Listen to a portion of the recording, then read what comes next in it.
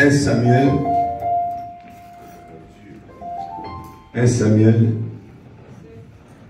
17. Je vais lire à partir du premier verset pour le contexte et nous allons prendre notre texte ou notre titre à partir du verset 10. Les Philistins réunirent leur armée pour faire la guerre.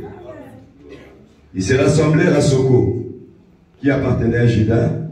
Ils campèrent entre Soko et Azekah, à Éphèse d'Amin. Saül et les hommes d'Israël se rassemblèrent aussi. Ils campèrent dans la vallée de Térébinthe. Et ils se mirent en ordre de bataille contre les Philistins. Les Philistins étaient vers la montagne d'un côté et Israël vers la montagne de l'autre côté. La vallée les séparait. Un homme sortit du camp d'Israël, du camp des Philistins et s'avança entre les deux armées. Il se nommait Goliath. Il était de Gath. Il avait une taille de 6 coudées et un épan. Sur sa tête était un esclave et un casque de rein. Et il portait une cuirasse à écailles du poids de 5000 cycles de rein. Il avait aux jambes une armure de rein et un javelot de rein entre ses épaules. Je saute. Je prends le verset 8. Le Philistin s'arrêta et s'adressa aux troupes d'Israël rangées en bataille. Il leur cria: pourquoi sortez-vous pour vous ranger en bataille? Ne suis-je pas Philistin? N'êtes-vous pas des esclaves de Saül? Choisissez un homme qui descende contre moi. S'il peut me battre et qu'il me tue, nous vous serons assujettis. Mais si je l'emporte sur vous, sur lui, et que je le tue, vous nous serez assujettis et vous nous servirez. Les Philistins disent encore: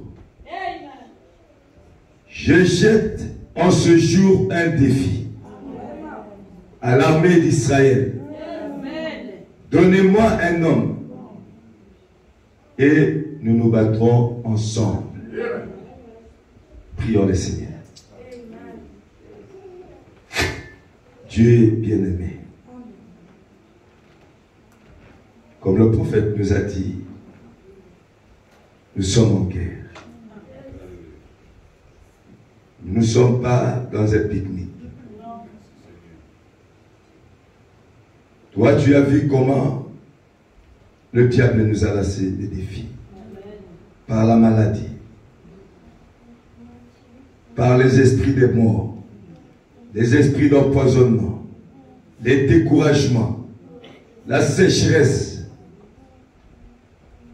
Mais nous savons qu'en Israël, il y a un Dieu qui relève les défis. C'est toi, Seigneur Jésus-Christ. Le Dieu du pasteur Franck Moine. Puisses-tu descendre maintenant. Je prends le contrôle de cet auditoire. Je brise toutes les flèches. Je déclare couvre-feu maintenant. Aucun esprit, aucune puissance n'opère à ce lieu. Seul le Saint-Esprit soit libre pour guérir, pour délivrer, pour relever le défi. Sois présent maintenant, Père. Où est ton instrument que toi tu as choisi? Et parle à ton peuple. Nous adressons cette prière dans le nom du Seigneur Jésus-Christ. Nous avons ainsi prié. Amen. Amen. Vous pouvez vous asseoir, que le Seigneur vous bénisse. Donc vous allez supporter un peu ma voix. Donc ma voix est un peu cassée. Je l'ai beaucoup utilisée pour hier. Mais je sais que c'est le diable qui est l'auteur de ça. Amen. Nous parlons d'un Dieu qui relève les défis. Amen. Et j'ai été me documenter un petit peu pour savoir c'est quoi un défi. Amen. Donc un défi, d'après la Russe, c'est une action de provoquer quelqu'un en combat. Ou encore,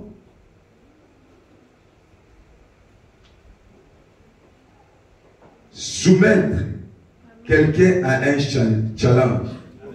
Donc quelqu'un qui accepte un défi, un challenge, qui doit relever. Amen. Ou une situation difficile à surmonter.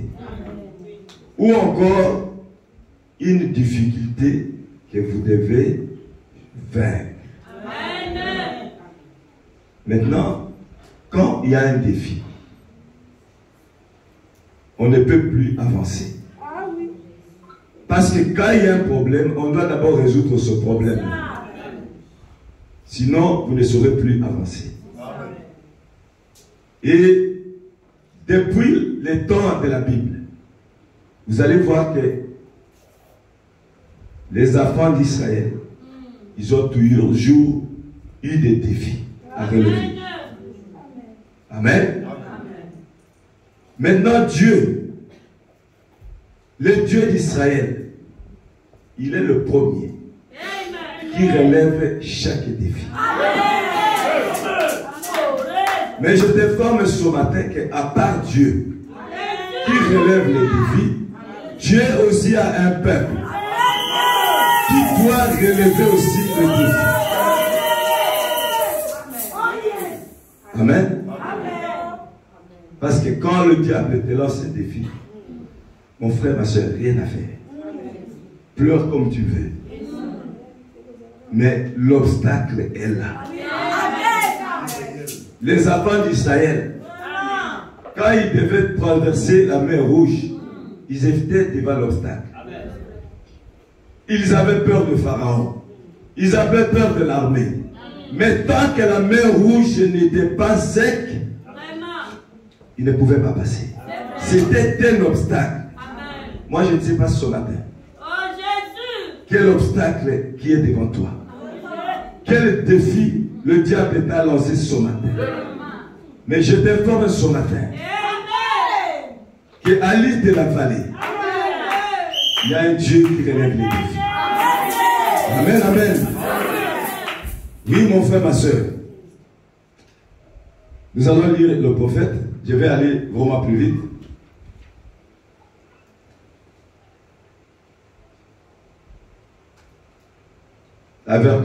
Avec les Bartimée, prêché le 1er mars 57 au paragraphe 7. Je prends la dernière partie. Le prophète dit ceci. Il dit, beaucoup de gens essaient de prêcher Christ comme étant un bébé. Un bébé dans une crèche. Christ étant un bébé dans une crèche, il ne peut rien faire pour toi. Amen. Le prophète dit qu'il n'a accompli aucun miracle là-bas. Donc, il n'a rien écrit là-bas. Tout ce qu'on sait que les mages lui ont donné des cadeaux, des présents. Lui-même n'a rien fait. Amen. Le prophète continue. Il dit certains, ils essaient de prêcher Christ, étant l'homme de la croix. Donc si Christ était toujours à la croix aujourd'hui, toi et moi on est perdus. Alléluia. Parce qu'à la croix, ce jour-là, il avait sauvé seulement un seul voleur. Mais il devait mourir pour relever le défi, pour racheter la race humaine. Amen. Donc Christ n'est plus à la croix. Même si tu es oh Christ, il est mort, il est... Oui, il est mort. Mais après, il y a quoi? Nous voulons prêcher un Christ vivant.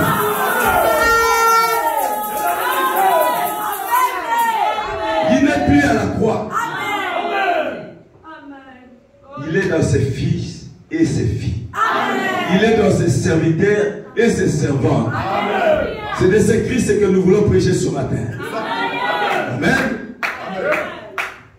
Le prophète dit ceci. Mais ce même chef de l'armée, l'Éternel est ressuscité des morts. Et il se trouve dans cette salle ce matin. Alléluia. Christ est ressuscité des morts. Il se trouve ici maintenant. Parce qu'il devait relever ce défi. Il a dit aux Juifs, détruisez cette tente et je le relèverai dans 3 jours. Il devait accomplir sa propre parole. Il devait se donner lui-même à la mort pour se ramener lui-même à la vie. Pour montrer aux gens que ma parole est la vérité. J'ai vaincu la mort. J'ai relevé le défi. C'est pour cela qu'on pouvait se lever. Avec audace. Il dit, ô mort, où est ton aiguillon? Ô tombe, où est ta victoire? Ô esprit de mort, où est ta force? Jésus t'a vaincu. C'est pour cela, défends les difficultés, défends les problèmes. Mais les enfants de Dieu n'ont pas à trembler. Ils n'ont pas à trembler. Pourquoi? Parce que l'Éternel des armées est ici. Celui qui garde Israël, il ne sommeille ni ne dort. Vous croyez que Dieu peut être capable de voir la sœur Micheline en train de tomber là sans venir à son secours? Jamais. Jamais. Il va laisser le diable te provoquer. Il va laisser le diable te faire les obstacles. Mais quand il va toucher ta vie, il se présente. Je suis le général de la vie.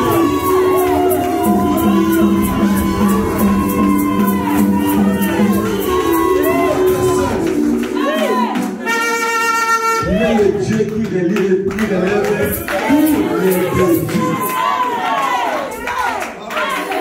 Alléluia. Il est le Dieu qui relève tous les défis. La maladie peut se présenter. Oh non, moi maladie. Oh moi chômage. Mais moi je vais te dire une attitude. Dis au chômage, je suis un fils de Dieu. Dis à la maladie, je suis une fille de Dieu. Il va te quitter.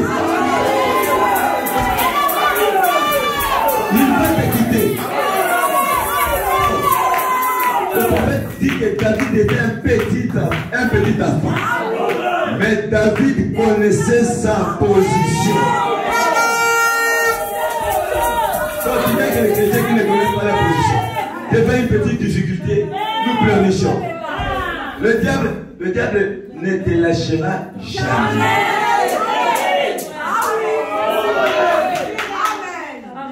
Il a dit, ils te feront la guerre, mais ils ne te répondront pas. Il va essayer de te coincer dans les papiers. Mais Dieu voit que cette situation, ça ne peut pas t'amener à la mort. Il va te laisser comme ça. Il va te laisser comme ça. Quand il va voir que le Philistin exagère, il pousse des cris. Il va se lever.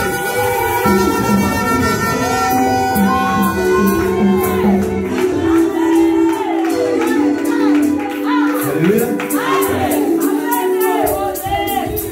Parce que c'est ce que le diable fait. Le diable sait que toi tu ne peux plus retourner dans le monde. Le diable sait que tu ne peux plus aller dans les bars. Tu ne peux plus aller te prostituer. Mais qu'est-ce qu'il va faire? Il va te coincer. Soit de part de finances, par le travail, par les papiers, par la maladie, par les difficultés. Ce sont des Goliaths. Et Dieu te dit ce matin, tu dois te lever le défi.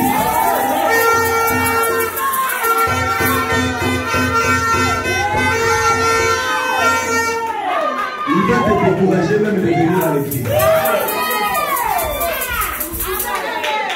Oh moi, regarde depuis, comme Sœur Légion me faisait rire. Lui, il voulait aller carrément quand il avait la situation. Donc, lui, il voulait carrément aller habiter même dans la maison du pasteur. Elle voulait déménager de chez elle. Donc, elle s'est tellement tracassée. Mais c'est lui qui relève les défis, c'est lui. Il dit non. Toi, c'est beau. J'ai vu la souffrance de ma fille. Aujourd'hui même, je vais libérer.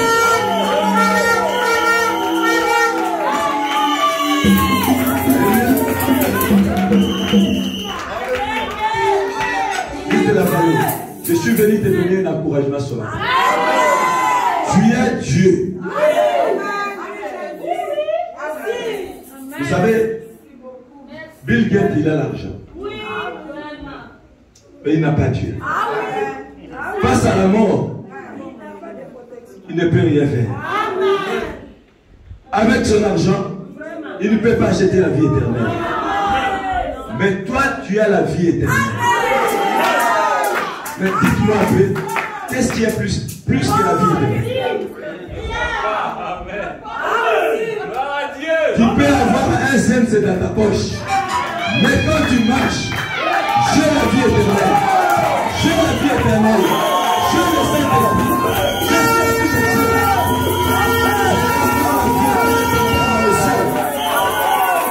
Il dit, voici le Fils. Voici le Fils. Il ne regarde pas aux obstacles. Il ne regarde pas aux circonstances. Mais il regarde à l'invisible.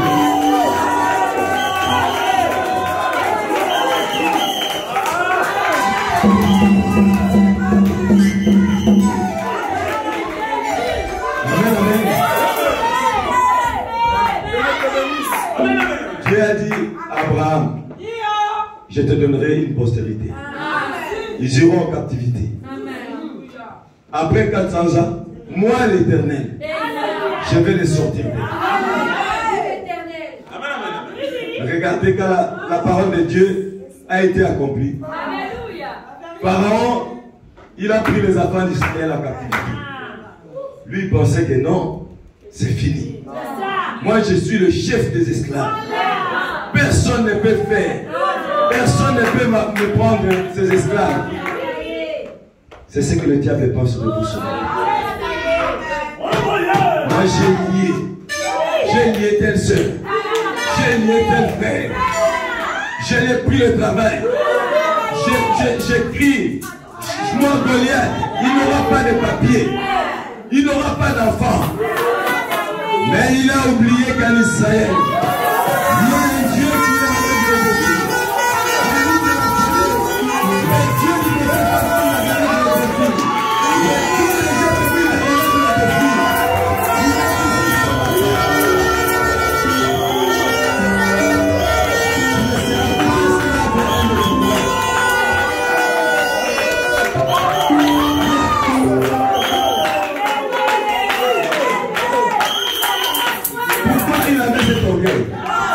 Il avait les chars de combat. Il avait l'armée. Oh, j'ai mes magiciens. Oh, j'ai ceci. J'ai même des munitions. Regardez ce que Dieu fait. Il ressuscite un général. Sans armée.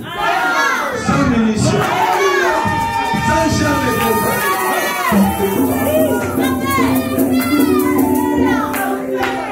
Il se présente. Il dit, Moïse, je suis venu pour que tu libères mon peuple. Moïse, regardez, toi, est-ce que tu as des armées? Moi, je ne vois pas. D'abord, qui t'a envoyé? C'est comme ça qu'on dit le pasteur. Non, pasteur, non. Lui, Il ne peut pas prêcher. Donc, qui l'a envoyé? D'ailleurs, il est devenu pasteur comment? Qui l'a ordonné? C'est la commission. Oh. Il a raconté la colonne de feu de mer. Il a dit, je suis envoyé.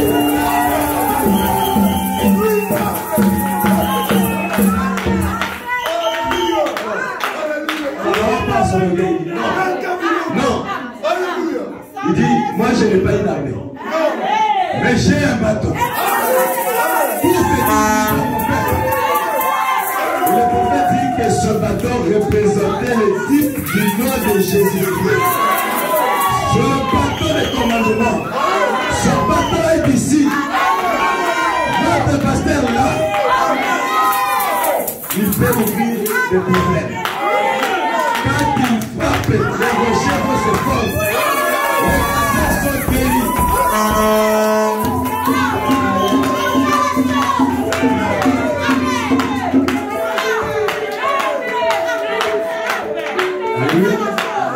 Peu importe l'orgueil de Pharaon, peu importe l'orgueil de Satan, vous les sorciers, qui attaquez les enfants, peu importe vos attaques, il y a un Dieu qui révèle les vies. Vous allez le croiser sur votre route. Aussi bien que je me tiens ici. Mais ce jour-là, parce que Dieu vous aura averti. Comme le Pharaon. Dieu l'avertit. Dieu l'avertit. Pharaon lâche mes enfants. Pharaon lâche mes enfants. Mais ce jour-là, c'était un spectacle en public. Ça sera en public. Et Dieu va t'humilier. Parce que Dieu était averti. Tu ne veux pas te rendre. Vous savez, les petites filles que vous attaquez ici, vous pointez votre doigt dans les yeux de Dieu. Vous aurez la colère du Dieu Tout-Puissant.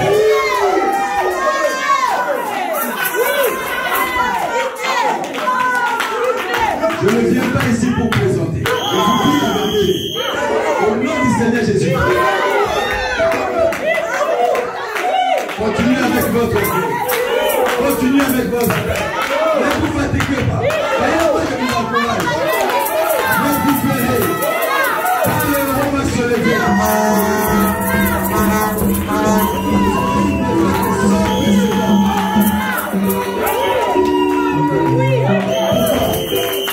Parce que vous touchez à son peuple.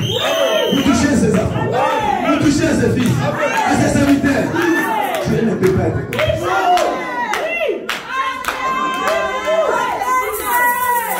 Le silence de Dieu ne veut pas dire que non, il est impuissant. Personne, alors personne ne peut vaincre Dieu. Même pas Lucifer lui-même. Parce que là-bas au paradis, il a pris les 3 quarts des ans. Il a dit, bon, je vais voir pour que tout le monde m'adore, pour que tout le monde me voit. Mais Dieu, regardez, il avait pitié. Il dit, moi, je suis celui qui relève les défis. Même si tu vois ma fille ou non, elle est fatiguée, Kéba, avant danger de mort. Oh non, mon fils, il est faible, il est comme là, Kéba.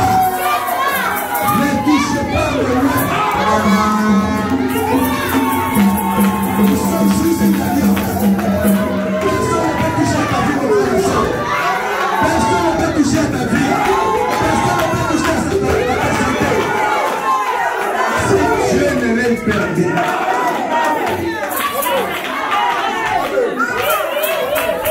Ce qu'il a dit à Satan quand il est venu se présenter pour Job. Touche à ses biens. Touche à ses enfants. Touche même à son corps. Mais pas ça. Alléluia. Oui, l'Esprit va venir. Nous avons Dieu. Et il va relever les défis ce matin. Nous allons l'inviter ce matin. Alléluia.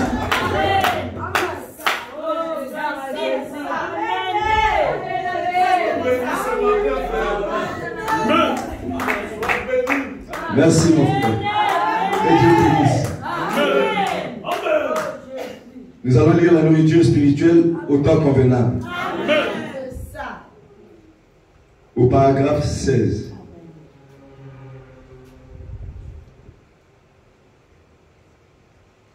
Pardon, 6, excusez-moi.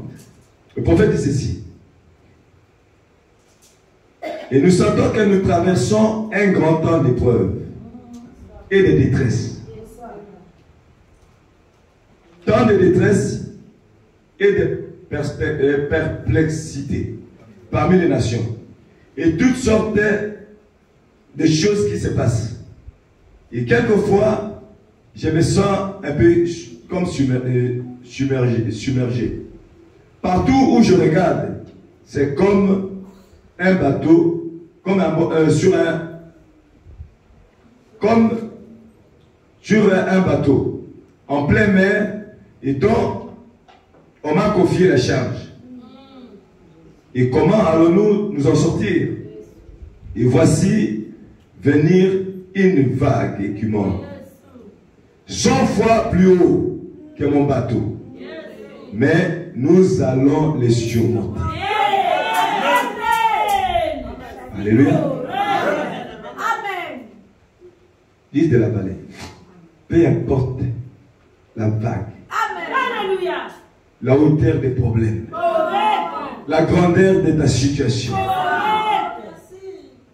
Le prophète dit, nous allons tous les surmonter un à un.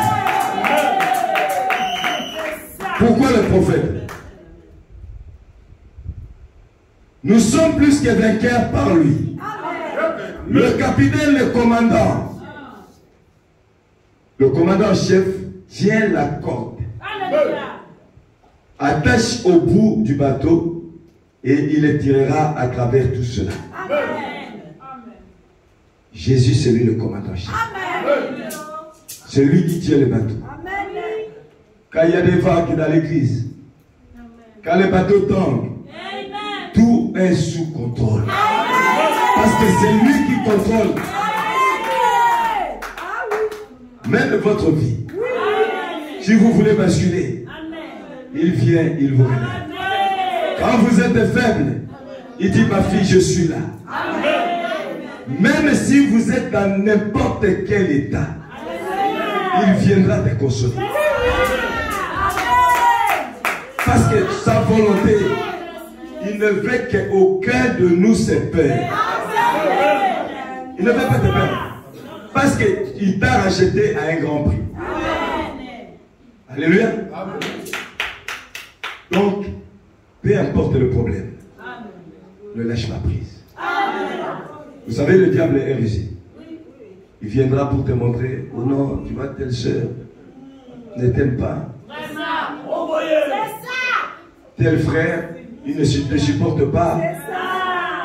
Toi-même, quand tu vas venir avec des esprits depuis la porte là-bas, quand tu rentres, tu as déjà des yeux rouges. Parce que le diable est rentré à toi. Maintenant, tu vas commencer à voir tout le monde est suspect.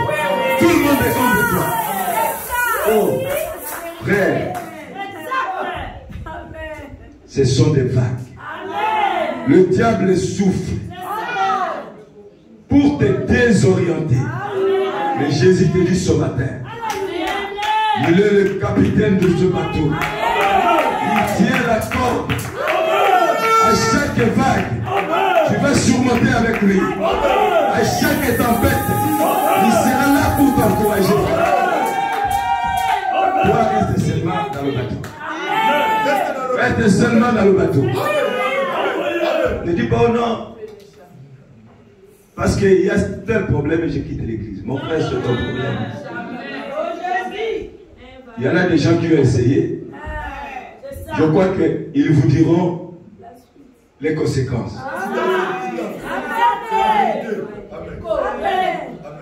Une église comme celle-ci, circuler bon, dans toute l'Europe. Circuler. Pour moi, je pense que je dis un peu.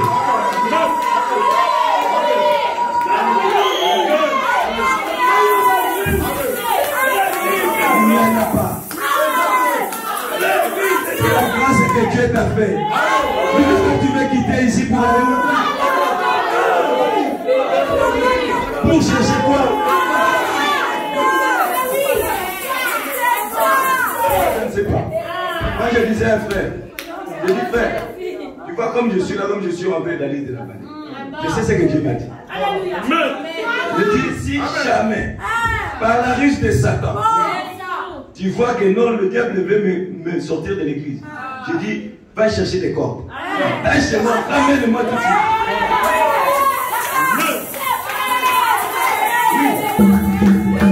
Parce que je sais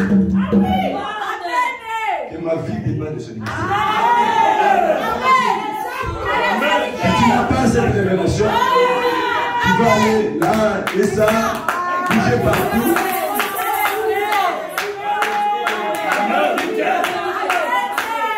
Et puis tu vas te retrouver peut-être en train de fumer. Mais toi qui avais abandonné la cigarette, comme le pasteur dit toujours, c'est que tu n'étais pas des nôtres. Alléluia. Merci Seigneur Jésus.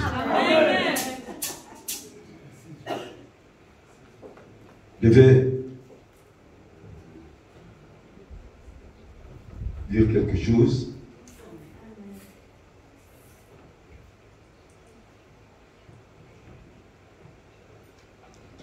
Donc, tenez-vous tranquille, donc tenez-vous là et voyez la délivrance que le Seigneur vous accorde. Le paragraphe 12.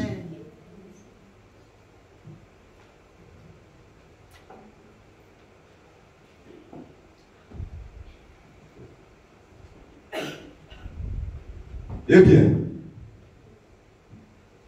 quand Dieu était sur le point de parler, il a dit calmer le peuple. Et c'était un jour là loin, lors de la sortie d'Égypte. Avant qu'ils en arrivent là, Dieu voulait montrer sa gloire. Frères, sœurs,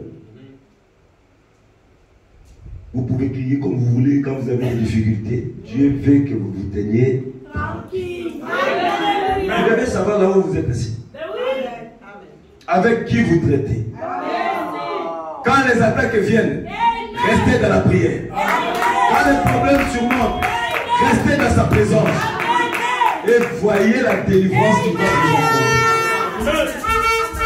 Parce que quand Dieu veut opérer, il n'aime pas les cris. Il n'aime pas les murmures. Il dit, calmez-vous d'abord. Et puis moi, Dieu, je vais te montrer ma force.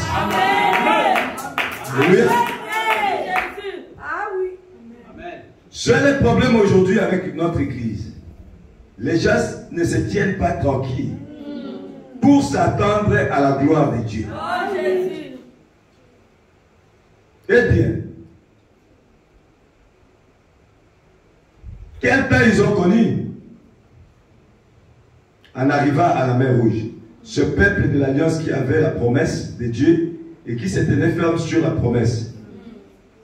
Et il est très étrange de voir que quand les gens prennent position pour Dieu, on dirait que le diable leur met des bâtons possibles dans le vie. Ah oui, oui, exactement. Ah oui, ah oui. Quand vous prenez une position pour Dieu, mon frère, ma soeur, ne t'attends pas à dormir dans un lit de lys. Oh non, je suis moi tranquille. Dieu va me protéger. Attends-toi à des combats, à des problèmes. Les gens te haïront. Les gens te critiqueront. Comme on critique ton pasteur, comme on a critiqué Jésus. Tu n'es pas le premier. Mais Dieu dit, tiens-toi tranquille. Comment toi tu vas savoir que moi je suis Dieu? Et toi tu es Dieu. Et toi tu as Dieu, pardon. Si toi tu veux te défendre toi-même, Si toi tu veux faire tes propres, prendre tes propres intérêts pour commencer à les défendre, comment tu sauras que toi tu es Dieu? Laisse Dieu te défendre.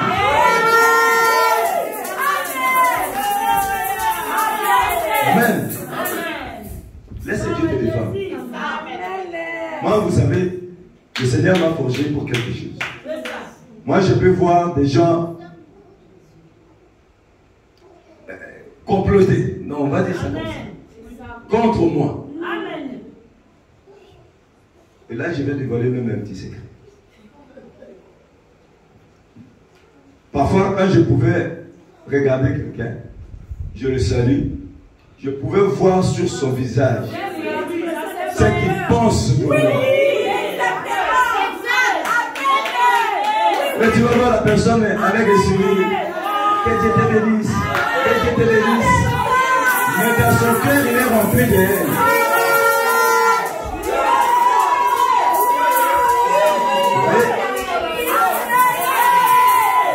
Moi, alors comme Dieu m'a donné une simplicité sans mesure, que Dieu te bénisse. Que Dieu te bénisse. Que Dieu nous bénisse. Mais je sais ce que tu penses sur moi. Mais je laisse Dieu me défendre. Ce n'est pas moi de me défendre. Parce qu'il a dit, c'est le Père qui m'appelle. Si le Père ne m'a pas attiré, je ne serai pas là. Bon, maintenant, toi et moi, quel est le problème que nous avons? S'il y a une chose que l'Église doit se battre, c'est autour du Saint-Esprit. Pour que tu prennes ta possession, que tu prennes ta portion. Il n'y a pas de bagarre de leadership dans l'Église. C'est diabolique.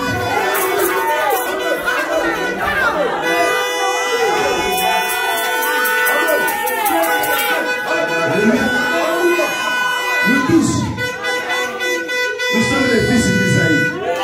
Mais chacun a reçu l'onction ou la portion selon ce que Dieu a décidé.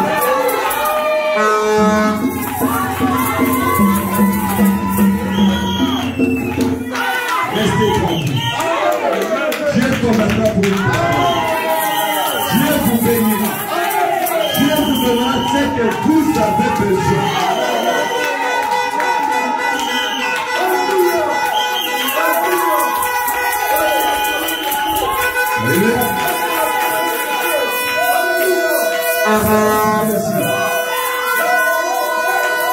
Quand tu viens ici, peut-être que tu te dis, oh, c'est Richard qui m'a prêché aujourd'hui.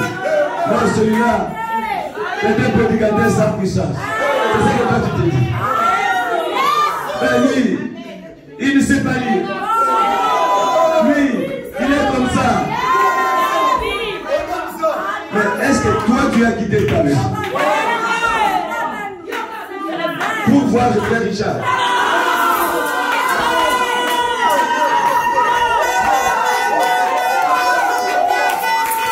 Quand tu viens dans le présence de Dieu, il y a quelque chose de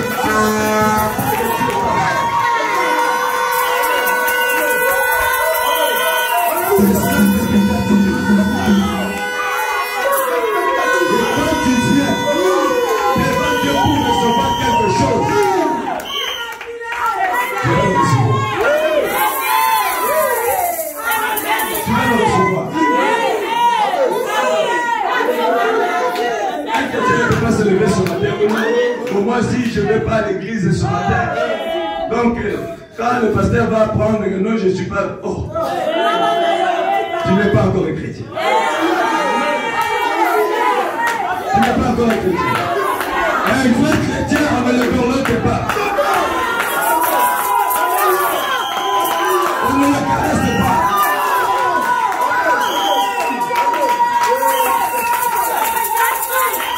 Parce que tu as la vie de Christ.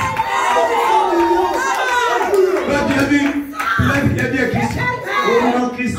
En tout cas, je sais que tu es Christ, tu as peur. Est-ce que tu peut mourir pour nous, s'il vous plaît? Il savait ce qu'il était. Il savait ce qu'il était. Peu importe tout ce qu'il a subi, il a dit, je vais mourir pour ma jeunesse.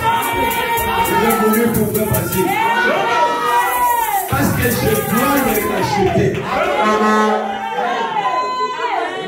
Mais toi, pour que tu viennes à l'église, oh non, ça va être mal vu dans cette sœur-là, comme dans les réunions des autres. Vous savez, parfois je me dis, quand les gens sont sur Zoom, donc bon, c'est moi qui me fais des films. Donc je peux voir quelqu'un en train de croiser ses jambes comme ça avec une grosse sémoule. Il a mis son téléphone là en train d'écouter. Juste pour qu'on sache qu'il est là. Mais son esprit n'est pas là. Répondez-vous.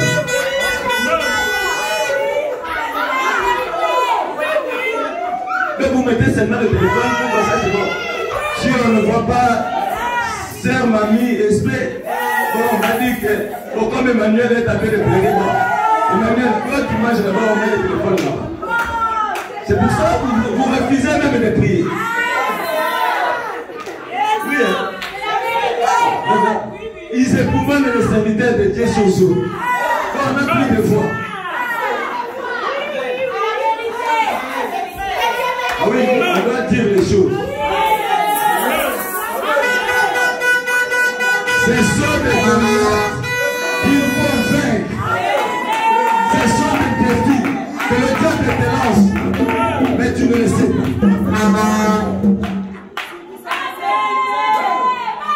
Amen. Nous sommes une église du Dieu vivant. Une église du Saint-Esprit. Où même l'attitude qu'on prend pour la prière elle-même, c'est déjà la prière. Mais on doit être révérencieux. Tu ne vas pas pendant qu'on prie, les enfants ils sont illégaux. Qu'est-ce qu'ils regardent? On ne sait pas. Mais si vous recevez une flèche, maintenant, Père Jacques doit venir encore pour prier. Vous voyez le travail que vous donnez aux serviteurs de Dieu. Alléluia. Oui, mon frère, ma soeur.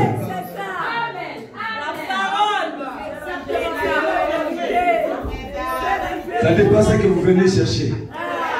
Parce que ce Dieu-là, il est capable de prendre rien et donner un sens. Il est capable de prendre un pauvre pour le faire un riche. Il est capable de prendre une prostituée pour le faire un pauvre. C'est ce qu'il a fait avec Rahab. Rahab était devenu le jouet des hommes. Mais Dieu l'a lavé sa réputation. Il s'est marié à un général pour un sorti Jésus. C'est pour cela que ne jouez pas avec les enfants de Dieu. Peu importe ce que vous voyez. Vous n'êtes pas son juge. Vous n'êtes pas le juge. Dieu est le seul juge. Il connaît le commencement avant la fin. Peu importe laquelle état est votre frère, priez pour lui. Implorez la miséricorde de Dieu. Dieu sauve ta fille. Récupère ton fils. C'est ça le poids qu'un chrétien doit avoir dans l'église. Pas se critiquer les uns les autres. Ça va nous donner quoi? Nous combattons pour avoir la puissance, mais nous combattons aussi pour déstabiliser l'église. Parce que quand tu critiques ton frère, quand tu parles à mal de lui, tu es en train d'abîmer sa réputation. Le prophète dit qu'au lieu de prendre une balle, comme ça, donc, parce que tu as abîmé, donc tu l'as tiré comme ça, il est mort. Tu l'as déjà tué. Maintenant tu vas dire, oh non, frère Richard, comment je l'ai tué? Je dis bon, maintenant si toi tu ne l'as pas tué, quand tu parles à mal de ton frère, prends les paroles que tu dis. Remets-les comme toi tu ne l'as jamais dit. Tu dois dire ça. Parce que tout ça, ça reste. Ça reste. Alléluia.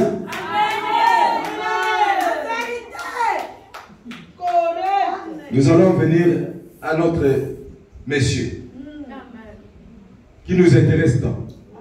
David. Toi, tu aimes beaucoup David.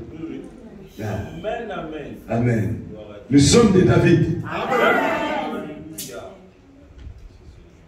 Donc le Philistin lance encore un défi. Il dit, donnez-moi un nom que moi je vais défier moi Goliath. Tout le monde est tremblé. Venez dans la prière. Oh non, moi j'ai mot de tête. Oh non, moi j'ai ceci. Venez dans la présence de Dieu. Les Philistins nous attaquent.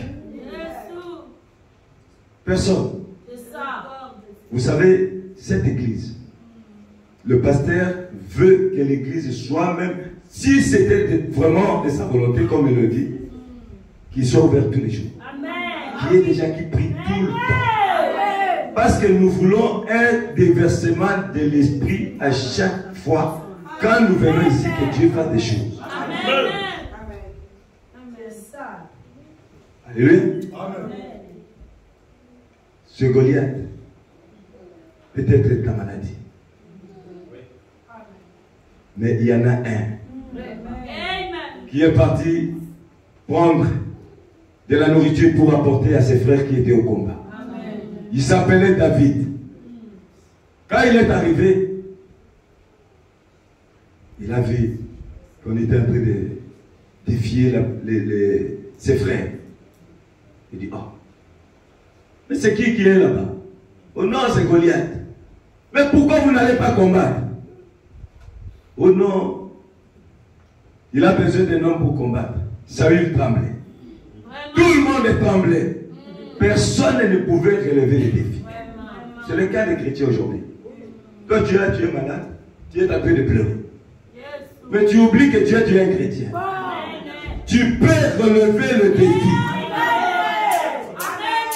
Tu as une situation qui est vraiment compliquée pour toi. Mais toi, tu es en train de pleurer uniquement en toi-même. C'est ça. Fervent nous a dit ici, il n'y a pas de vertige dans les pleurs. Tu peux pleurer autant que tu veux. Quand tu vas te réveiller, le problème sera toujours. Reconnais ta position.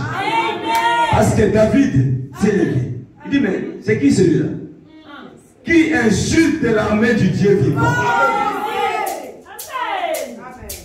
Le prophète dit, ce jour-là, ces paroles que David avait entendues, ils étaient tombés dans les mauvaises oreilles. Parce que David n'avait pas supporté. On insulte l'armée du Dieu vivant. Il a dit, je peux le défier.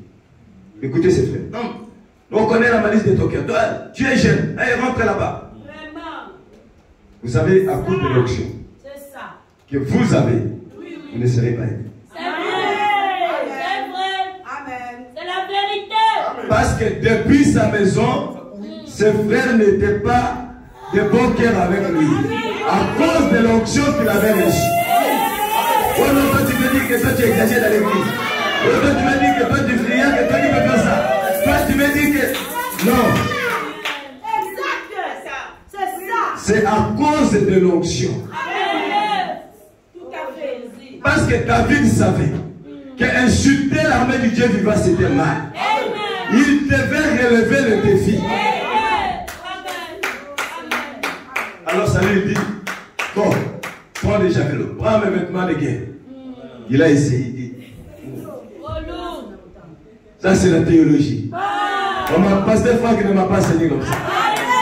Ça ne va pas avec moi. Alors David commençait à donner des témoignages. Il dit ce jour-là, quand le pasteur Franck Manda était derrière la chair, alors que la sœur Micheline s'est mourue, Dieu l'a relevé. Il a relevé ce défi. Alors que j'étais malade, Dieu m'a guéri de maux de tête. Alors que la sœur Nargès était en train de mourir, il a dit à peine au solitaire. Il a commencé à donner le témoignage. Il dit l'onction du prophète est sur moi. Je peux relever le défi. Alléluia. Quand l'onction est sur vous, vous pouvez faire des choses pour le monde de Dieu.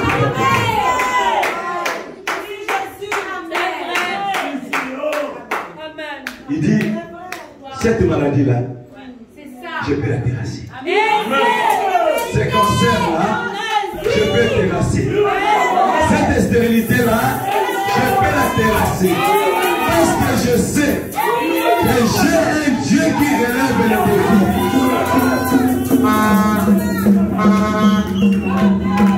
Alléluia.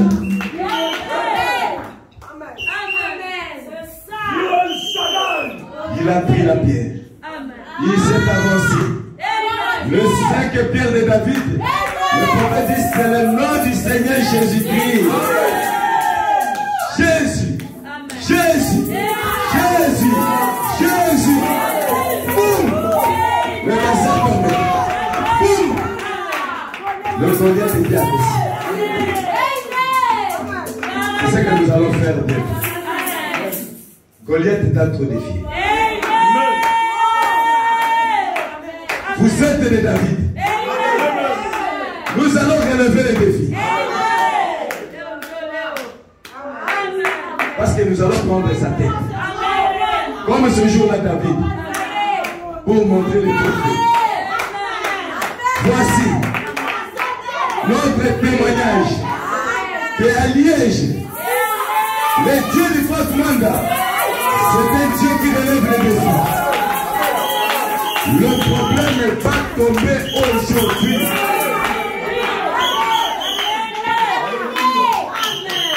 Amen, amen. Le temps est parti, je ne sais pas lire d'autres citations. Je vais juste lire quelque chose et nous allons prier.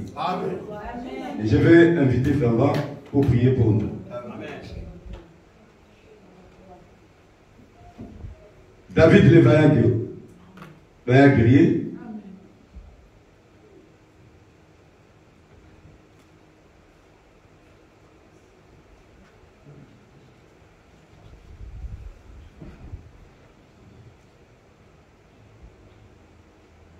Donc, prêché le 18 janvier 55 au paragraphe 24.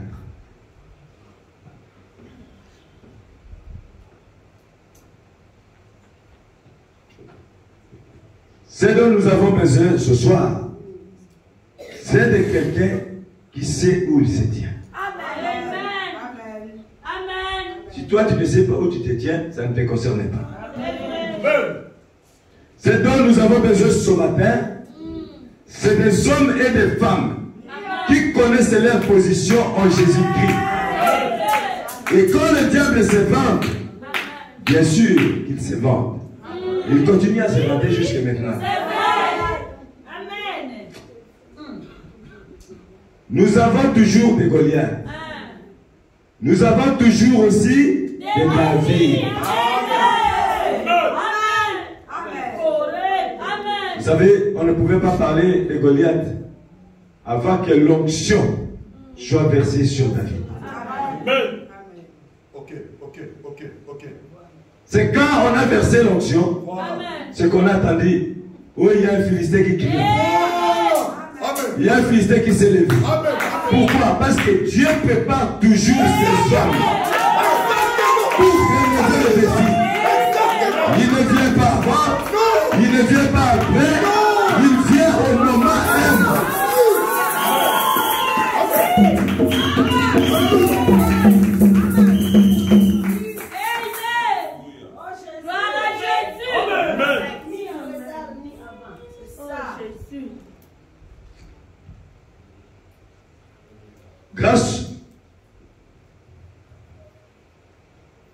Grâce soit rendue à Dieu pour cela. Il s'est vanté. Et cela est tombé dans les oreilles d'un gars qui ne fallait pas. Vraiment? Un petit garçon. Amen. Qui se promenait là et qu'il fallait lever les yeux. Il fallait lever les yeux comme ça pour voir. Que c'est un homme comme ça. Mais il savait qu'il était élu par Dieu. Et qu'il avait l'onction sur lui. Il avait mis Dieu à l'épreuve. Et il savait qu'il était Dieu. Il savait où il se tenait. Maintenant, j'aimerais que vous remarquiez combien c'est beau ceci. Le prophète dit ceci.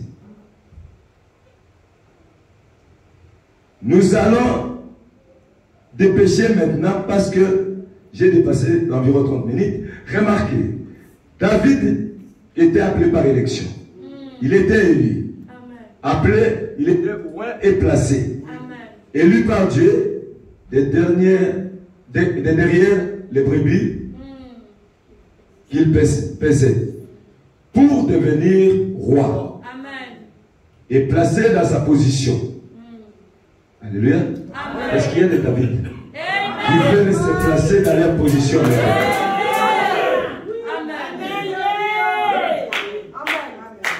Parce que Dieu est en haut.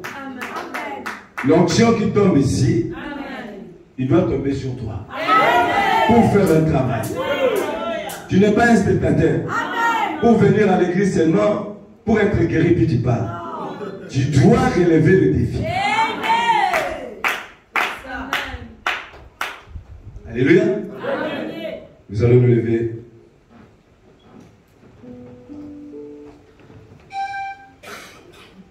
Possédant les portes de ses ennemis. Paragraphe 60. Si vous avez un ennemi ce matin, eh bien mon frère, si vous êtes une sémence d'Abraham, après avoir entendu ceci, il n'y a pas assez de démons en enfer pour maintenir cette porte démoniaque. Elle s'ouvrira. Peu importe ce que c'est, avancez-vous là.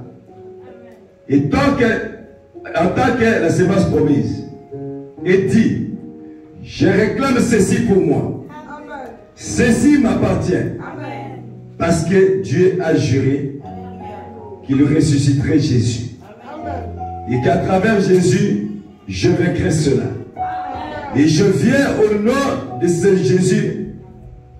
Recule, car je passe. Voilà ta prière ce matin ou cet après-midi. Tu vas dire à la difficulté. Tu vas dire à ce géant de Goliath. Tu vas dire à la stérilité. Moi je passe. Donc lui, il doit s'écarter. Amen.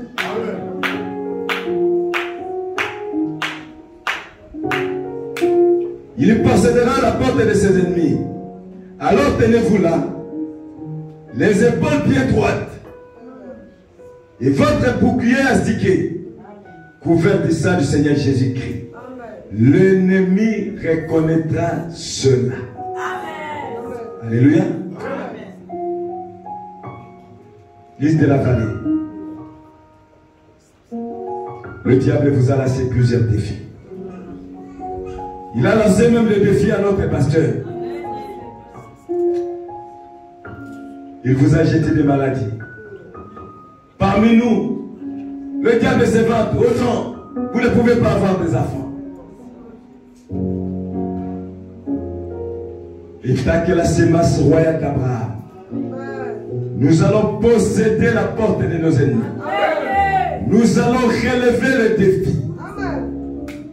Et je vais appeler le frère Jacques pour la prier pour l'église.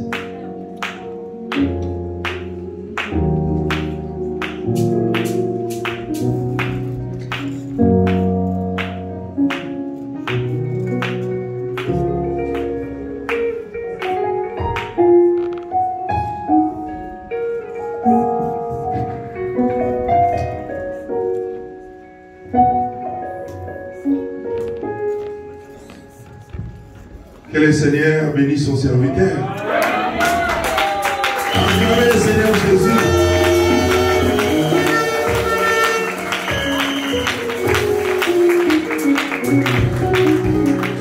Bien-aimés frères et sœurs,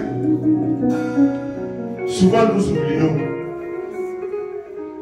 Et notre oubli ça nous ramène à un esprit de découragement. Un jour, il y avait un homme, Gédéon. À chaque fois qu'il cultivait leurs champs, les mendiants venaient pour saboter leurs champs. Mais l'Éternel lui est apparu. Quand l'Éternel lui est apparu, la première chose, il avait buté. Et tout ce que Dieu avait fait avant. Bien aimé, ce que Dieu a déjà fait dans votre vie, on ne peut pas oublier ça. Parce que c'est ça qui va vous donner le courage et la force d'affronter l'ennemi. Mais Gédéon avait oublié. Et souvent nous oublions même que qui vous a ramené dans ces pays. Je vais vous dire que ce n'est pas vos frères. Il y en a ceux qui ont des frères dans divers pays. Ils prennent envie de venir dans ces continents, mais ils arrivent pas. Donc ce n'est pas vos frères. Donc vous êtes ici parce que Dieu vous a vu ici. Dans quelle année vous serez ici? Amen. Maintenant, pendant que vous êtes ici, si quelque chose vous arrive, il ne faut pas oublier que c'est lui qui vous a vu ici. Donc, il va relever ce défi-là. Amen. Gédéon, il avait oublié et perdu le courage. En demandant même que si le Dieu de nos pères qui a fait des prodiges là, il est avec moi là. Où sont ces prodiges? Amen. Et l'Éternel lui a répondu, va avec cette force que tu as. Donc, chacun de nous ici a une force qui peut élever les défis.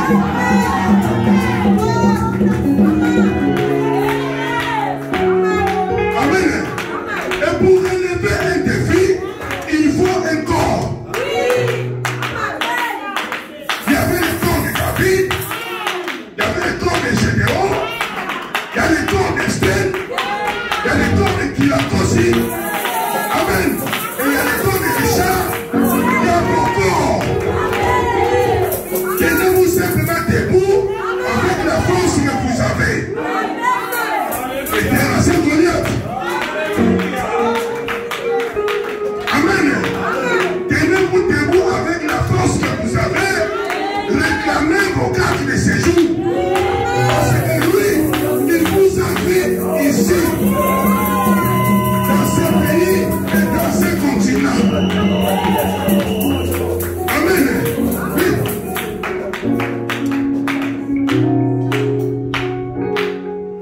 Quand tu regardes, qu'est-ce que tu vois? Pharaon, il regardait les enfants d'Israël comme les esclaves. Mais Dieu regardait les enfants d'Israël comme son peuple à lui. Et qui dites-vous de vous-même? Dites-lui, Satan, je ne suis pas ton peuple.